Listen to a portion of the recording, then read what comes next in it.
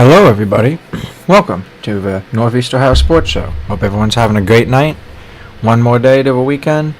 We have the Indy 500 this weekend as well. Hope everyone's having a great week. Work not going too well for everybody. This is episode 55. It is May 21st, 2026. Here on the Lead Doodle channel. Here from me, Liam. Hope everyone's having a great night. Got my Paddle Award hat on for the Indy 500 this weekend. We'll go right into it. A funny, not so funny topic is an actual opossum took over Angel Stadium. The LA freeway rivalry between the Dodgers and Angels had plenty of chaos this last weekend.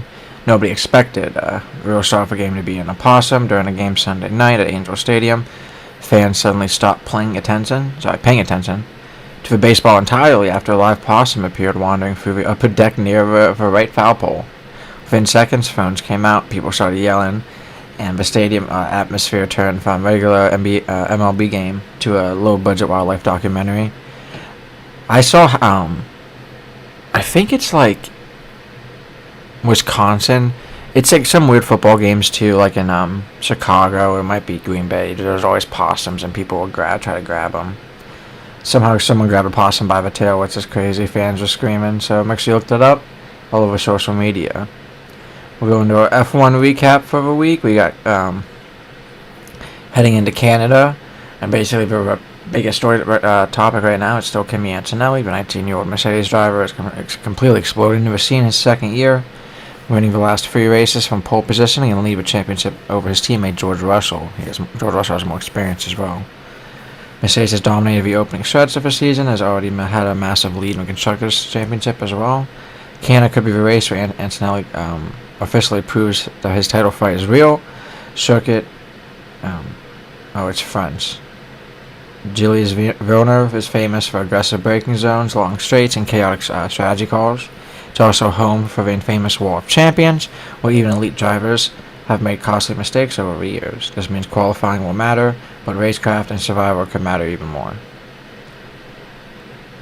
Meanwhile, Max Verstappen is once again one of the hottest topics online. Fans and analysts are debating whether Red Bull could truly adapt to the new regulations. They are good on the engine side, not good on the chassis and aero side. Verstappen has been openly frustrated with the aspects of the new cars and the power units. There are some regulation changes that help them out, though, especially the energy development systems and drivability issues. It's supposed to be easier to drive. A lot of people saying they are easier to drive. It's just the energy part makes it a little bit harder. And actually, he just competed in the 24 hours of the Nürburgring, and I think his car had it finished, but I think it had a mechanical failure, and it did not finish well. But I don't know. A lot of debate in that. One of the terms F1 fans can't stop suddenly talking about right now is AUDO, ADUO. It's a new energy management system, concept tied to the new regulations, and teams are obsessing how efficiently they can deploy and recover electrical energy during a lap. Casual fans are comparing Formula One's version of battery management in a video game, except now it's deciding races. That's kind of how it's always been since these electrical systems come out, though. You know what I mean? You might say, oh, well, it's every 3 laps before, and now it's every lap there. Aggressively saying, how do we recover this energy? Still the same thing, it's just they have to do it more.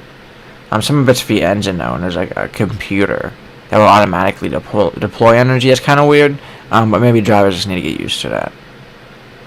Another huge talking point is how different the race starts look under the new regulations. The removal of the older turbo assist systems have created much more unpredictable launches off the line, which I actually kind of like. That's how it used to be back in the day. Some drivers are rocking away perfectly, while others are bogging down dramatically. Fans love it because opening laps have become chaotic again, and we see like teams like Ferrari that have a smaller turbo, they do better off the line, even though their engines aren't as powerful as Mercedes. McLaren is also entering Canada with momentum. Lando Norris and Oscar Piastri continue to stack podiums, and many fans think McLaren's race pace might actually threaten Mercedes at a track like Montreal. Canada traditionally rewards confidence over curbs and heavy bravery under braking. 2 areas where Norris especially excels. But I do think Mercedes is coming out with a lot of upgrades this weekend, and so is McLaren, but not as many as Mercedes. There's Lewis Hamilton. Even in 2026, Montreal remains one of the strongest tracks historically, with several wins there. Every race weekend now feels like the fans asking the same question. Will he still have one of his more classic drives left? Kind of like when he was with Mercedes 2 years ago and won, I think he won 3 races that year. He won Spa and Great Britain. Off-track fans are also talking about for growing tech in Formula One. McLaren recently partnered with Intel and Mercedes, working closely with AMD-powered simulation systems. People online are joking that the construction championship is becoming Silicon Valley's arm race with race cars attached. It's kind of always been like that, or getting worse like that throughout the years, because they've always had tech partnerships. HP or Ferrari, and they used to have I think HP used to be even Mercedes back in the day. Sorry about that. And obviously, as the cars get more technical advanced, there probably needs to be more computers and simulations and overthinking it. I mean, we even have them simulation driving. So interesting. Personally, I think it's probably going to be another Mercedes dominant weekend. Kimi 1, maybe George 2, but George might crash out or get third. Maybe we'll see a Lewis up there, Lewis 2-3, or Lando Norris 2-3. My predictions. Max probably won't do too well. Their extra wing might help him, but just how that car is long term, I don't think he's going to get top 3 in a race in a while. Next up, we have, on my top of my hat, really excited for it. I'm already packed up, getting ready for it. Tomorrow, leaving for the Indy 500. This weekend, we have 110th running of Indianapolis 500. It's shaping up to be one of the most unpredictable and hyped Indy 500 years. Between weather chaos, controversial penalties, rising young stars, veteran redemption races, and the continued dominance of Alex Palou. It already feels like a massive green flag. I already feel it was a massive before the green flag even starts for the Indy 500. So excited for that. Personally, I know, it's a fun race to go to. 350,000 people. They say the grandstands is actually kind of crazy. The grandstands hold. Oh, I'll have to fix that real quick. Sorry. 200,000 people, and then the infield holds the other 150, which is crazy to me. Crazy. Maybe people stand. I mean, there's a lot of standing room there too, and there's spots in the infield where people just chill out too and kind of watch the race. So interesting to see that many people. It's going to be the 250th anniversary of America, so that's the part that a lot of people are excited about. 250, 110th race. It should be really fun to see. Personally, I'm very excited. Beers will be drank, in my opinion. If anyone has any questions or comments, make sure you drop them. But what's scary is that Alex Palou is still looking good. Palou is the defending champion for Indy 500 last year and the reigning IndyCar king. Caps at pole position with a blistering 4-lap average of 232, becoming the first defending Indy 500 winner and earning a pole following year since Helio Castroneves in 2010. And honestly, the scariest part of the race is just how calm he's looking at it. Every practice session, qualifying round, Fast 6 runs have been basically reinforced the same thing. Chip Ganassi Racing has brought a rocket ship to Indy. Palou has been ridiculously consistent, and fans online are starting to compare this run to the most dominant Indy 500 preparations in modern history. But the Indy 500 never stays simple for long, so one of the biggest trending topics this week has been the weather chaos.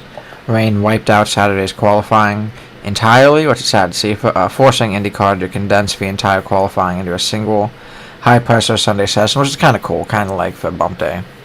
Instead of a relaxed 2-day build-up, teams had to throw everything into one marathon day. It were tiny mistakes, but suddenly become catastrophic, which is cool to see. And that pressure created drama immediately. 2 drivers, Kyle Collette, rookie, and Jack Harvey, sent back off the grid after post-qualifying inspection violations and involving unapproved EMS mounting hardware. Fans instantly debated whether the penalties were too harsh or completely justified, and IndyCar Reddit spent 2 days arguing over technical rules like a courtroom drama, which is funny to see. Meanwhile, other major trending topics are just how competitive the field looks this year.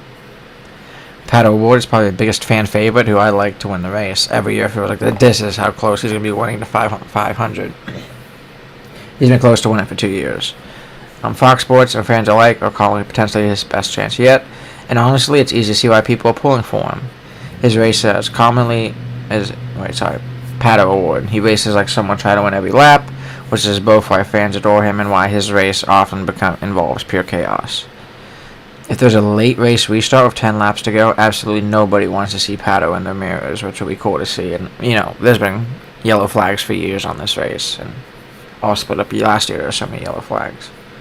Another huge storyline is whether Joseph Newgarden can bounce back in consideration after an inconsistent start to the season. He has already 2 back-to-back Indy 500 wins and remains one of the best overall races alive. Especially see that with Phoenix. And I think it's Iowa, too. Fans debating whether he can make a serious run at history, and there's still like old history and sentimental favorites, Eloy Castro Neves, Sato. So it'll be interesting to see. Even with rain disrupts qualifying last week, Fox reportedly saw ratings increase for Fast 6 qualifying broadcasts, peaking at over 1.2 million viewers.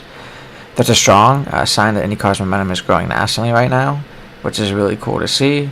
Dark Horse prediction, Connor Daly, NFL YouTuber. Fans have quietly noticed he's looked far more competitive at Indy this year. People love the idea of hometown style underdogs getting the biggest race in America. And also, this is the only race he's racing this year. My top 5, realistically, it's probably Pillow 1, but who I want, Award 1. Pillow 2, Joseph Newgarden, David Malukas, Scott Dixon. There's a lot of people in there. It's going to be crazy. For next NASCAR race, we saw Dover last weekend. And let me go over the Dover results for you guys real quick. Oh, by the way, going into NASCAR, I want to talk about this too. Crazy. Kyle Busch died at 41. If he goes yesterday or 2 years ago, we heard he was sent to the hospital, and then he's dead. So that's crazy. That's sad for him. Sad for his family. I hope everything's okay, and hoping the best for his family, and that they don't go through many tragedies in the future. Because that's crazy. I think they said he may have had pneumonia or something, which would be insane. Sad. He was racing this year, and he already has someone replacing him for Saturday, because they thought, he was just going to be sick for a little bit. They didn't know that something that crazy. They announced it this Thursday, so sad to see. He's a 2-time Cup Series champion. He's won races across for a Sports 3 National Series, too, as well, which is insane. He has severe illness 3 days before, which is crazy. He is the younger brother of NASCAR Hall of Famer Kurt Busch, which is crazy to see.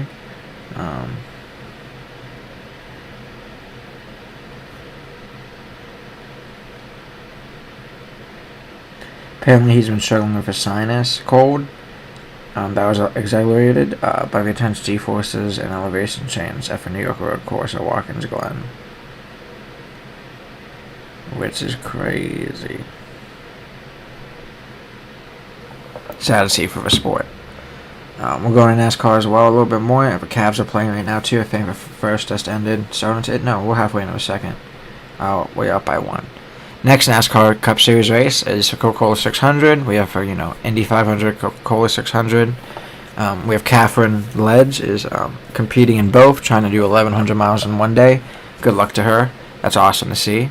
To Charlotte Motor Speedway, one of the sports crown jewel events, and easily one of the biggest weekends in all of American motorsports. Long race.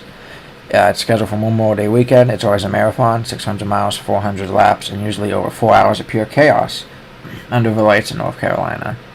So it will be cool to see. Typical NASCAR in North Carolina. Biggest story besides Busch passing is Denny Hamlin. He's coming off a huge All-Star race win at Dover and enters the Coke 600 as a favorite to win the event. He has been one of the most consistent drivers of the season. It'll be awesome to see if he could add another crown jewel to his resume. People are laser focused on Kyle Larson again, even though he's not attempting a double this year. People are still talking about non-stop of his previous Indy 500 Coke 600 attempts, and whether focusing entirely on NASCAR gives him a huge edge at Charlotte. Larson has also been dominated on intermediate tracks this season, and many analysts think he could have the fastest car in the field. Another major trending topic was Catherine Ledge attempting Memorial Day doubles. She's set to become the first woman ever to race for both Indy 500 and Coca-Cola 600 on the same day. That means racing 1,100 miles in 2 completely different race cars in less than 12 hours. One of the hardest challenges in motorsports. But like she said, she's done endurance racing a lot, so I think she'll be fine. Fans online are absolutely rallying behind her attempt, and motorsports media has been covering it heavily all week. Coca-Cola 600 itself is unique because the track changes dramatically throughout the race. Drivers start to race in sunlight, transition between sunset, and finish under the lights. which means teams are constantly adjusting tire pressures, handling setups, and strategy as temperatures drop. A car that's perfect at lap 50 might become undrivable by lap 350, which is crazy. Charlotte Motor Speedway is also considered NASCAR's home track since there are so many teams based nearby. Hall of Fame for NASCAR is there.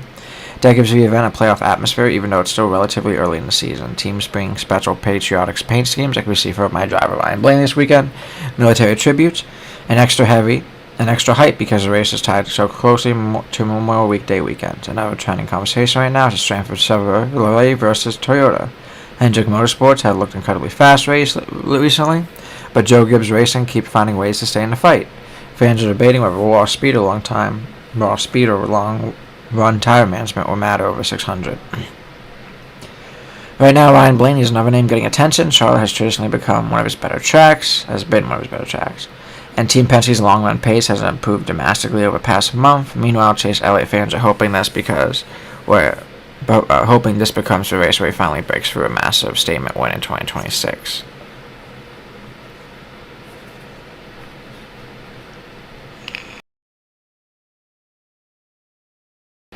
Which will be awesome to see. It's a long race, especially on that Sunday. So we'll go right into the Cavs. Right now, like I said, the Cavs are playing. They lost yesterday. They really fell through, losing a 20-point lead. They really needed to stay clutch there, but James Harden didn't.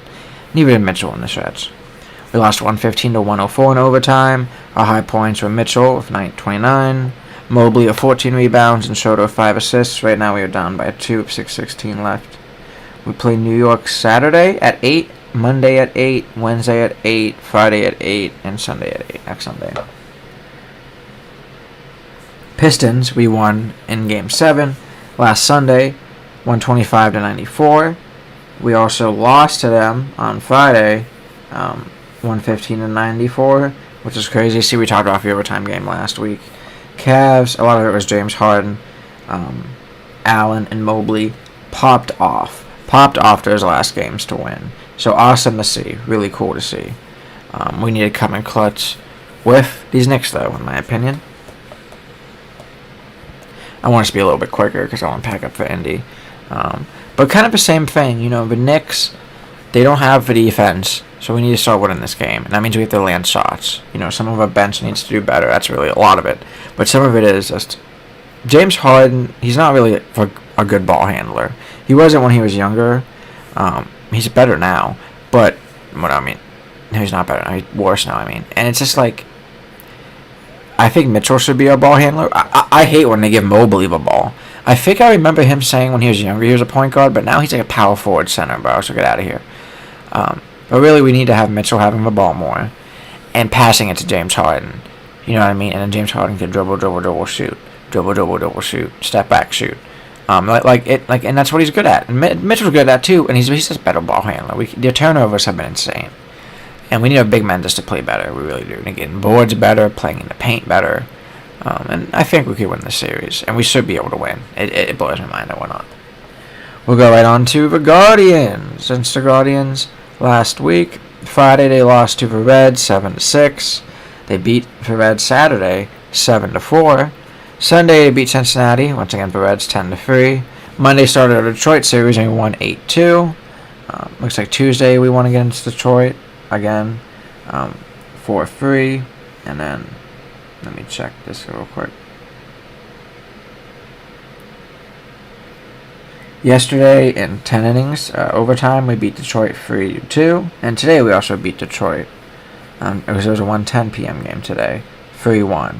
Making the Guardians 30-22, which make them top at the Central. Below us, we have the White Sox at 25-24, Minnesota at 23-27, KC at 20-30, and Detroit at 20-31. With Detroit, we're doing pretty well. Division sucks right now. Tomorrow, we play Philly at 6:40. Saturday, we play Philly at 4:05. Sunday, we play Philly at 1:35. So it'll be good matches to see. Monday we play Washington. We have the American series going on with Cleveland versus these American teams at 6:10. Tuesday we play at 6:10. Wednesday we play at 1:10 p.m. for our evening game. Once again, that's really it for me, guys. I could talk a little bit about how these teams are doing.